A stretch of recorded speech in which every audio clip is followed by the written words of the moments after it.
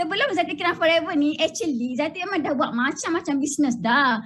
Tapi tak berhasil. Kenapa? Kita back pada back pada kita punya speaker yang pertama, iaitu Abang Syahrul dan Kak Lila tadi. Kenapa cantik yang Forever Living ni. Okay, Zati dulu pernah terlibat dengan, pada tahun pertama dekat Institut Jatinegara, Zati pernah terlibat dengan MLM H.O. Hampir 25k buat loan. Lepas tu terlibat pula dengan Forex. Gatal sangat Zati ni kan.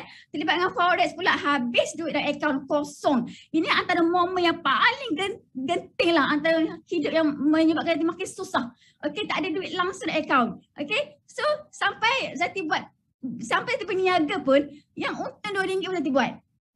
Nampak tak? Tapi kat Forever berapa untung kita? Sangat banyak kan, even satu produk pun kita jual berapa untung. Ada yang lagi untung jual set detox pun lebih daripada RM50. Untung tak? Itu baru AS. Kalau manager lagi banyak. Betul tak? Okay. So sebenarnya kita dah nampak dah Forever Living ni mampu mengubah hidup kita. Mampu merealisasikan impian kita yang dah pun tertangguh bertahun-tahun dah.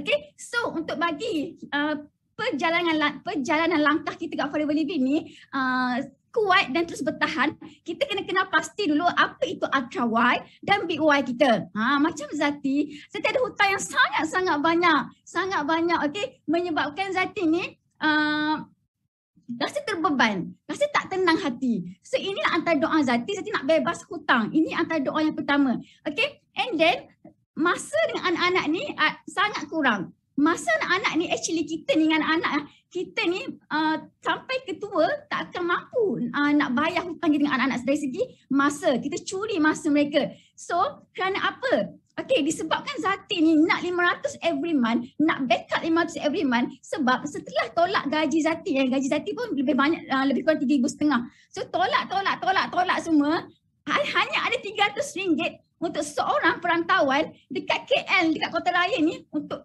ada duit berbelanja sama sebulan untuk next gaji. Hanya RM300. So Zati kena buat OT. So bila buat OT, masa kita lagilah kena bagi dekat company. Ni maksudnya bagi masa baru dapat duit. Relate. Alright. So nampak tak? Masa tu sangat kurang dengan anak-anak. Sangat sedih. So ini antara Big Y dan Ultra Y Zati. Kenapa Zati nak sangat ubah hidup kat Forever Living ni? Dan Zati tahu dekat sini Zati mampu ada masa dengan anak-anak dan juga bebas kewangan. Okey, tak nak terikat dengan majikan. Kalau boleh, kita ada apa-apa emergency kat kampung, terus nak balik.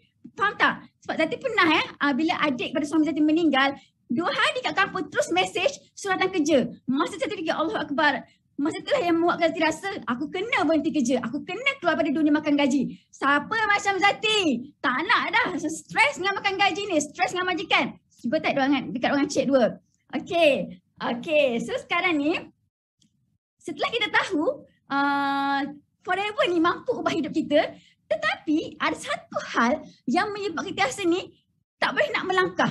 Tak boleh nak rasa, ada satu benteng yang membuatkan kita ni tak boleh nak bergerak, tak boleh nak bertindak. Apa? Kenal pasti kelemahan diri kita. Macam Zati, okay, semua dah kenal Zati kan? Zati seorang yang pemalu, seorang yang penakut, low self esteem, rendah diri yang merampau, rasa diri tak pandai, tak berani cakap depan orang. Okay, inilah Zati dulu. Kalau tengok video-video Zati yang dulu, cakap bergetar-getar. Betapa nervousnya Zati ni. Okay, tapi Alhamdulillah dengan train, dengan keyakinan kita, dengan semangat nak ubah hidup, satu-satu kelemahan kita perbaiki.